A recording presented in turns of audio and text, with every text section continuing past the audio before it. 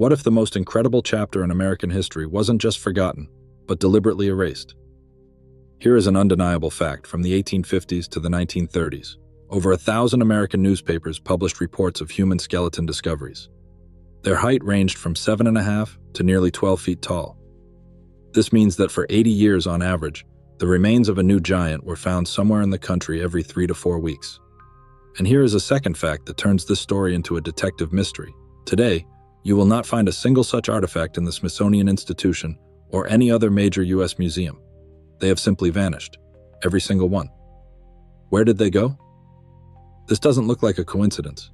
It looks like a cleanup operation, as if someone tore a page out of a history book, and we will find out who and why.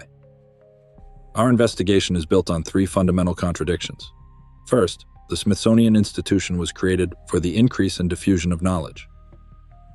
How could an organization with such a mission, according to dozens of accounts, systematically confiscate and conceal the most unique finds in the nation's history? Their actions resembled a sieve working in reverse. It let everything ordinary pass through while filtering out the most valuable discoveries.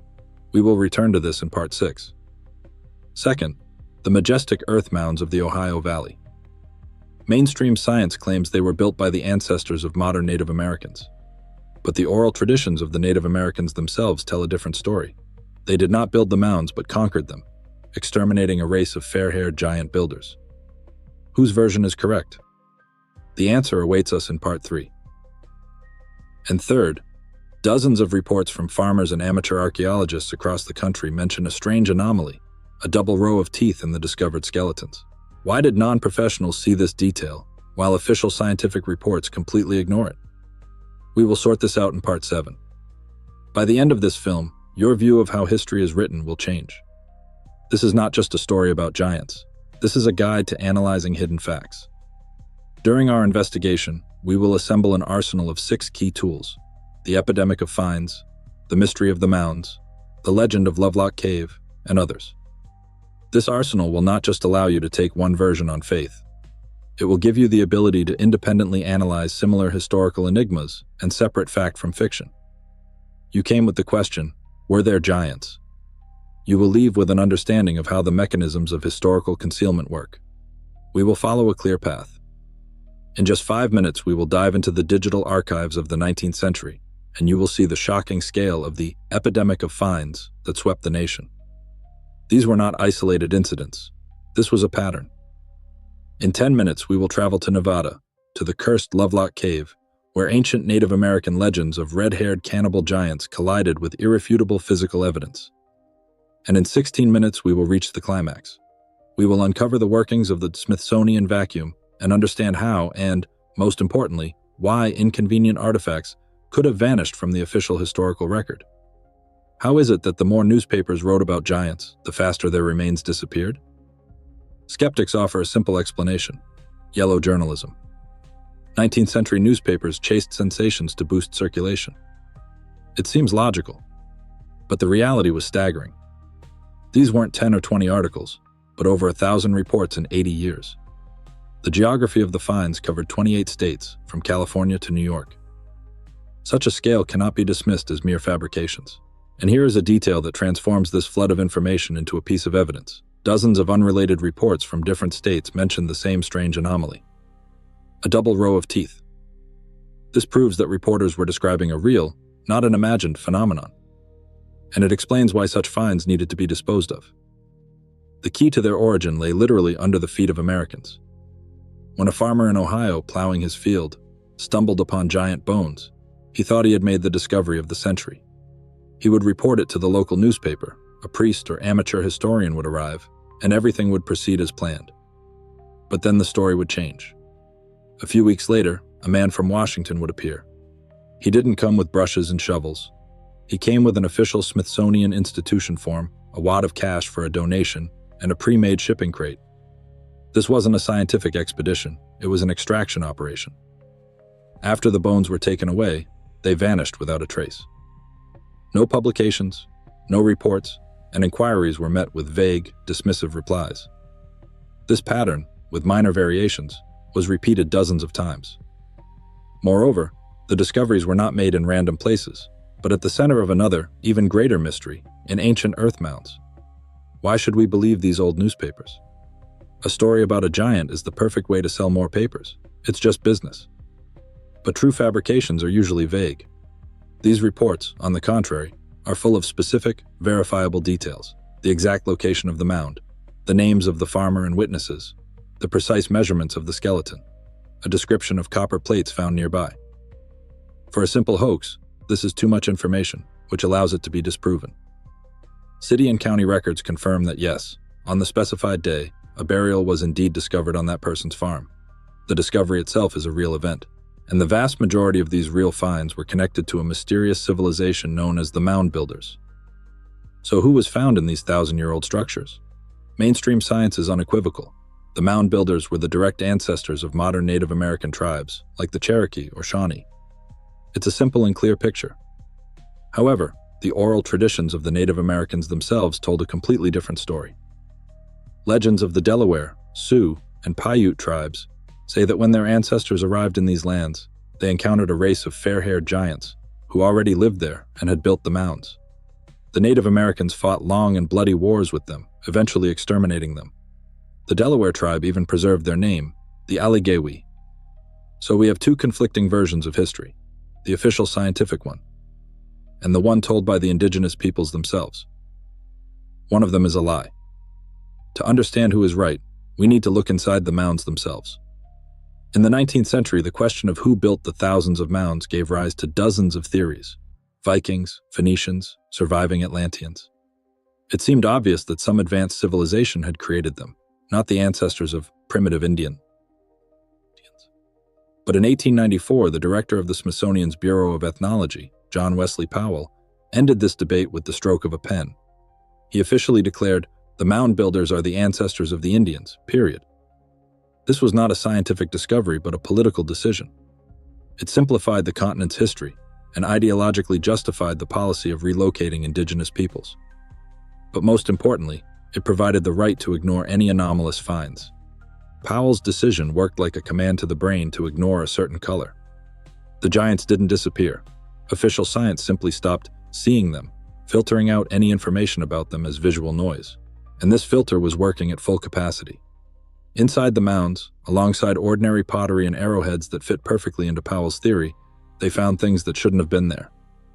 Newspaper archives are filled with reports of skeletons 8 and even 10 feet tall, of warriors buried in heavy copper armor, of skulls with massive jaws that were anatomically different from the Native American type. A 9-foot-tall skeleton belongs to a person who would look down on a modern basketball player. This isn't just tall, it's a different human scale.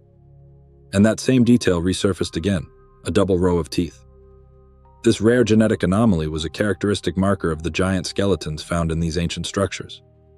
But the most compelling evidence was waiting not in the mounds of Ohio, but in a cursed cave in the Wild West. The legends of the Paiute Indians told of the Site-Ka, a cruel race of red-haired cannibal giants with whom their ancestors fought a war of extermination. According to the legend, the last of the giants were cornered in a cave and burned alive. This sounds like typical folklore, a scary story for children. But in 1911, miners David Pugh and James Hart, while mining for guano in Lovelock Cave, Nevada, stumbled upon a multi-meter-thick layer of artifacts. The miners worked by the light of kerosene lamps, digging through a 6-foot layer of caustic guano. They complained about the smell, not knowing that it was this ammonia and the arid climate that had preserved what should have decayed: the red hair on the skulls of giants. The legend turned out to be true. This was the first time in U.S. history that an ancient myth received direct physical confirmation. And now, scientists had to deal not with newspaper clippings, but with real bones. So what carries more weight, an official report from a scientist in Washington, or a people's legend confirmed by a shovel and a pickaxe? Logic suggests trusting the document, not the fairy tale, but practice showed the opposite. The excavations at Lovelock Cave confirmed the Native American legend, while Powell's report deliberately ignored all anomalous finds in the mounds. It turns out the fairy tale was more accurate and honest than the science. The battle for the history of the giants is a clash of two approaches: the official paradigm that cuts off everything inconvenient, and the collective memory that preserves facts that don't fit the mold. But not all anomalous facts were real. Before we go any further, we must learn to distinguish truth from a great deception. In 1911, two miners, David Pugh and James Hart, were not looking for history in Lovelock Cave, but for fertilizer. They were interested in guano. At a shallow depth, they found what they expected: arrowheads, woven baskets, ordinary Native American artifacts. But when their shovels went 6 feet deep, they hit something hard. It was bodies, wrapped in fabric. And the first thing that caught their eye was the hair. It was red. The second was their height. Even as dried mummies, they were significantly taller than a human. The miners realized they had found the very Site Ka from the Paiute legends. Their height reached 8.5 feet. This is not just a tall person, it's a height that medicine considers pathological, yet these skeletons showed no signs of disease. The question of giants was no longer theoretical. Official science offered a convenient explanation. These were ordinary Native Americans. Their height was exaggerated in the reports. And the red hair color?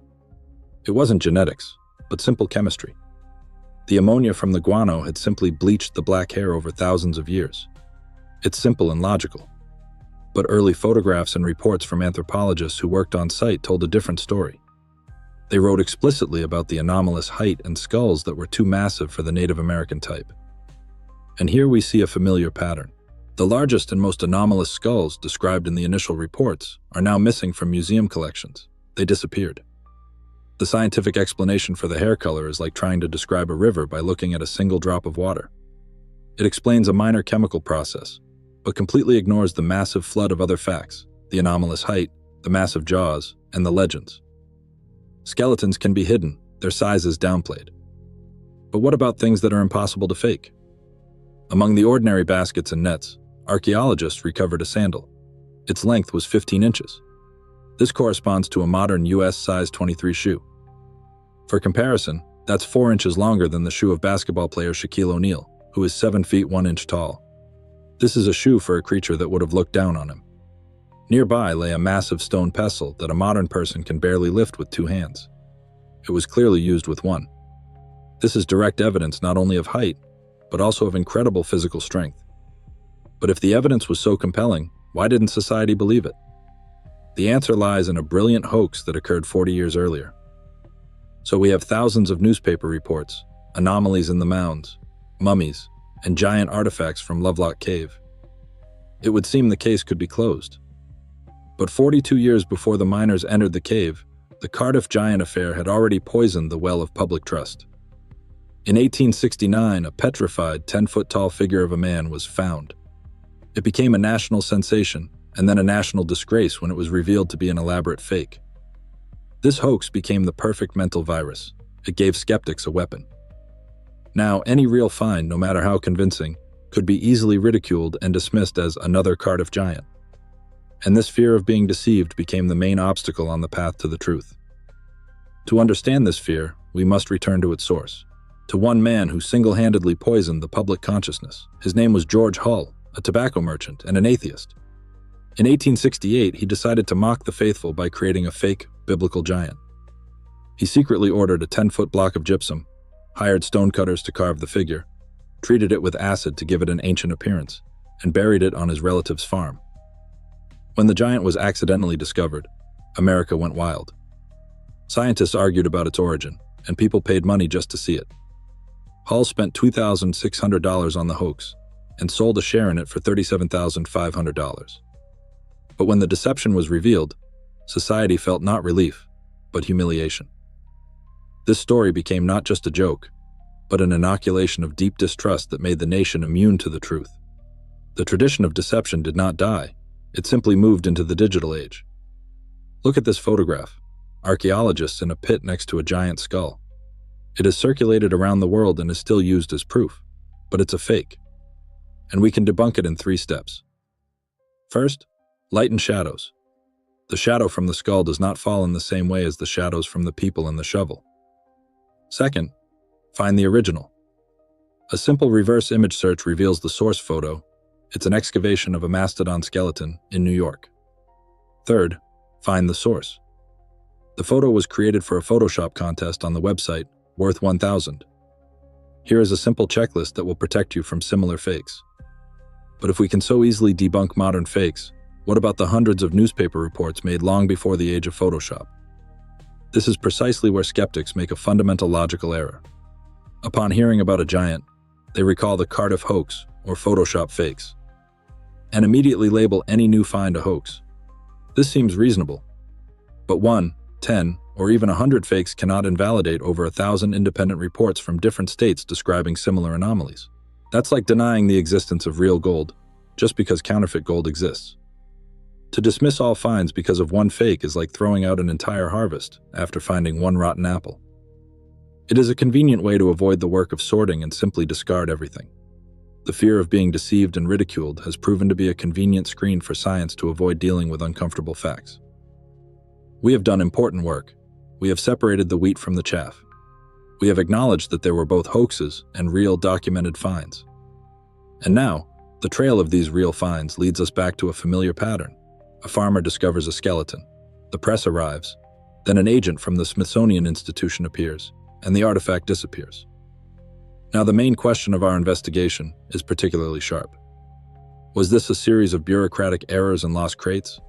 Or was it a deliberate, systematic policy to sanitize American history? The evidence has been gathered. In the next part, we will expose the inner workings of the Smithsonian Institution, establish a motive, and understand how and, most importantly, why they needed to hide the giants. How did an organization created for the increase of knowledge become its chief censor? The answer is simple and terrifying. They were protecting not the truth, but a neat, convenient version of it. Under the leadership of John Wesley Powell, the Smithsonian Institution promoted a rigid scientific doctrine. The mound builders were the ancestors of modern Native Americans, and no other advanced civilizations existed in ancient America.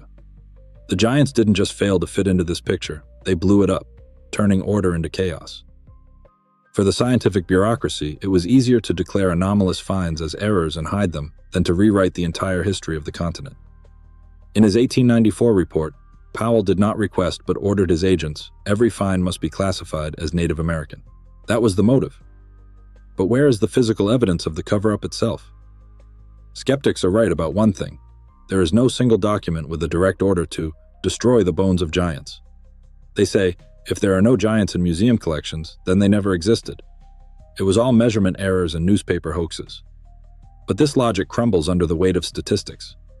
We are talking about over 1,000 reports. This is not a coincidence. It's a system. Local chronicles and letters from field agents confirm the shipment of anomalous skeletons to Washington dozens of times. And each time their trail was lost in the institution's catalogs. This process was less like an explosion and more like erosion. Each vanished find was a grain of sand carried away by the slow current of official doctrine. This logic has led to the most radical theory, that inconvenient artifacts were simply dumped from barges into the Atlantic Ocean. This is unprovable, but it explains why not a trace remains of thousands of finds. To understand how this worked on the ground, imagine yourself as a field agent in Ohio. You excavate a mound and find a skeleton 8.5 feet tall. In your field journal, you honestly describe its anomalous size and even a strange detail, a double row of teeth. You are on the verge of a great discovery. But then you sit down to write the official report for your superiors in Washington, and you know that a report with such data will be ridiculed, and your career will be at risk. And so, the giant skeleton becomes a Native American of unusually tall stature, and the double row of teeth simply disappears from the final document. This was not tyranny, but a system of conformity. Hundreds of such small acts of self-censorship created the great silence surrounding the giants. If everything was so carefully hidden, how do we know about it? A century-old fortress of silence was breached by technology. In the late 1990s, the rise of the internet and the digitization of archives gave enthusiasts access to thousands of 19th century newspapers. The mystery of the giants was no longer confined to the fringes. It spilled onto the web, supported by links to real historical documents. This new wave of interest forced official science out of its defensive crouch. It could no longer remain silent. It had to formulate its detailed, comprehensive response to all the accusations. And this response may surprise you as much as the story of the cover-up itself. So what is the official scientific response? It's like a cocktail of 3 simple ingredients. First, exaggerations by the yellow press. Second, honest mistakes, like mistaking mastodon bones for human ones. Third, real hoaxes like the Cardiff Giant. Even the mysterious double row of teeth gets a simple explanation. These are the skulls of adolescents whose baby teeth had not yet fallen out, with permanent teeth already formed underneath. It all seems logical. But this universal key, which fits many simple locks, breaks on the most complex ones. It doesn't explain the mummies from Lovelock Cave, which were measured by scientists. It doesn't explain reports of entire cemeteries of giants. The scientific approach works like a sieve. It filters out the small debris, but the largest nuggets, like the size 23 sandal, simply get stuck, defying explanation. And in 90 seconds, you will hear the main scientific argument that seems to trump all cards. This argument comes from genetics. Over the past few decades, thousands of remains of ancient inhabitants of America have been analyzed. The result is unequivocal. They all belong to known haplogroups that came from Asia. No anomalous, separate genetic line that could belong to a race of giants has been discovered. This looks like an irrefutable fact that settles the debate. But conspiracy theorists ask one killer question: who says that the anomalous skeletons were the ones being analyzed? According to their version, science is demanding genetic material that it itself destroyed 100 years ago. We have reached a perfect logical impasse. Science says, give us a giant's bone to analyze, and we'll believe. Enthusiasts reply, return the bones you took, and we'll give them to you for analysis. This debate is like trying to see your own back without a mirror. All right, what if it's not an ancient race, but simply people with a rare disease? Gigantism and acromegaly, caused by a pituitary gland disorder, lead to abnormally tall stature. This seems like a plausible compromise. Farmers found the remains of such individuals and mistook them for mythical giants. But this theory crumbles under the weight of two facts. First, the scale. Gigantism occurs at a rate of 3 to 4 cases per million. Finding an entire cemetery of such people is statistically as likely as every resident of a single city winning the lottery on the same day. Second, the description. 19th century reports often emphasize the perfect proportions of the skeletons, whereas gigantism causes characteristic, disfiguring deformities. One report, written by a doctor, explicitly states the skeleton bears no signs of pathology and is simply a perfectly formed man of immense stature. So where does the truth lie? We have two sides of a scale. On one, hundreds of newspaper reports, Native American legends, and physical artifacts from Lovelock Cave. On the other, the absence of skeletons in museums, the lack of DNA anomalies, and the existence of real hoaxes. But this is not really a debate about bones. It is a fundamental conflict about who we trust as a source of truth. On one side, centralized institutions, science, museums, government. On the other, a decentralized network of independent testimonies, farmers, local newspapers, amateur archaeologists. The story of the giants is a perfect training ground for critical thinking. You now have all the evidence. In the final part, we will assemble two completely opposite, yet equally logical, pictures of the past. And you will decide which one is real. Let's assemble the first picture, the Great Cover-Up. In this version, the newspaper Epidemic of Finds was not a fabrication, but a chronicle of real discoveries. Farmers and amateur archaeologists across the country were finding the remains of a real, unknown race of mound builders. The Native American legends of fair-haired giants were not fairy tales but oral history. And this history received physical confirmation in Lovelock Cave when miners extracted the mummies of red-haired people 8.5 feet tall. That is taller than a standard doorway in your home.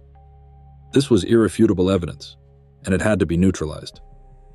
First, the Cardiff Giant hoax poisoned public opinion, allowing any real find to be ridiculed. Then, the Smithsonian vacuum methodically confiscated and destroyed the remaining artifacts to protect a convenient scientific dogma. In this worldview, we are dealing with one of the largest scientific frauds in history. But the same evidence can be assembled into a completely different mosaic, the Great Hoax. In this version, the 19th century was an era of sensationalism, and the newspaper boom merely reflected the public's thirst for wonders. The Cardiff Giant, created from a block of gypsum just a year before its discovery, was not the exception but the rule. Most reports were either exaggerations or outright fakes. The finds in the mounds in Lovelock Cave were misinterpreted by amateurs eager for headline-grabbing discoveries. And the Smithsonian vacuum was not a tool of concealment but a scientific filter. Its task was not to hide the truth but to sift through all this informational noise, verify each find, and separate real facts from fantasies. In this worldview, official science did not destroy history but saved it from a wave of delusion. This is the victory of boring but proven truth over a beautiful but false fairy tale. The absolute truth most likely lies somewhere in the middle or is even more complex. But the story of the giants is important not as fact or fiction. It is a perfect case study of how history is created, controlled, and written. It is a lesson about the need to doubt, to check sources, and to understand that even the most authoritative institutions can pursue their own, not always scientific, goals. The desire to believe in giants is not foolishness. It is a natural desire to see our past as more mysterious and grand than what is described in textbooks. We have not become experts, but we have learned to ask the right questions, and now the most important question is directed at you. We have presented all the evidence and two versions of the truth. Now, the jury is you. It's your turn to be the jury in this historical trial. Based on everything you've seen, who were the giants of ancient America? Write just one word in the comments: reality, if you believe in a hidden chapter of history, or hoax, if you think this was the greatest delusion of the 19th century. Let's see which side has more people.